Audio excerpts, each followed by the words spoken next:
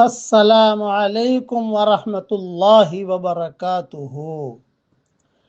رسول اللہ صلی اللہ علیہ وسلم نے ارشاد فرمایا، 5 جملے دن میں یا رات میں یا مہینے میں ایک مرتبہ ضرور پڑھ لیجئے۔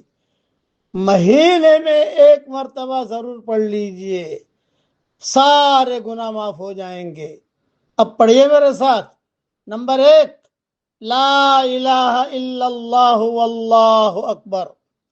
نمبر 2، لا الہ الا اللہ وحدہ۔ نمبر 3، لا الہ الا اللہ ولا شریک لہ۔ نمبر 4، لا الہ الا اللہ لہ الملک ولہ الحمد۔